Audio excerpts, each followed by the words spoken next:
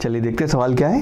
Question कहता है कि monochromatic light of wavelength 500 nanometre is used in YDSC experiment. An interference pattern is obtained on the screen. When one of the slit is covered with a very thin glass plate of refractive index 1.5, उसका refractive index 1.5 दिया है, the central maxima is shifted to a position previously occupied by the fourth bright fringe. सवाल है thickness of the glass plate is, और integer type question है, micrometer में हमें उसकी थिकनेस बतानी है। नाउ इस सवाल में हो क्या रहा है कि ये आपका YDSC सेटअप, ये S1 और ये S2, और यहाँ पे आपकी सेंट्रल मैक्सिमा की वैल्यू इन दोनों के सेंटर पे यहाँ पे आपका सेंट्रल मैक्सिमा बन रहा है। नाउ अब हमने क्या किया, यहाँ पे मान लीजिए आपने एक थिन फिल्म यहाँ पे इसके सामने यहाँ पे रख दी जिसकी थिकनेस T और रिफ्रैक्टिव इंडेक्स इसका म्यू है। नाउ इसकी वजह से आपका क्योंकि यहाँ पे पार्ट डिफरेंस इंट्रोड्यूस हो जाएगा जिसको हम ऑप्टिकल पाथ लेंथ कहते हैं, उसकी वजह से आपका जो मैक्सिमा है वो यहाँ पे आपका शिफ्ट हो गया, और यहाँ पे जहाँ शिफ्ट हुआ वहाँ पे पहले आपका फोर्थ ब्राइट फ्रिंज बनी हुई थी, तो अब आपका सेंट्रल मैक्सिमा यहाँ शिफ्ट हो गया है जहाँ पे पहले फोर्थ ब्राइट फ्रिंज बनी हुई थी।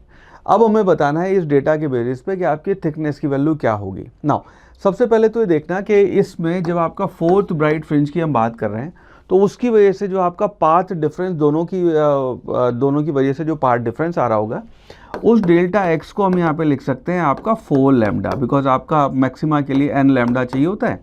n की वैल्यू 0 तो सेंट्रल मैक्सिमा, n की वैल्यू 1 तो आपका फर्स्ट मैक्सिमा वगैरह वगैरह, तो आपका पाथ डिफरेंस उस लोकेशन पे 4 लैम्डा आ रहा होगा।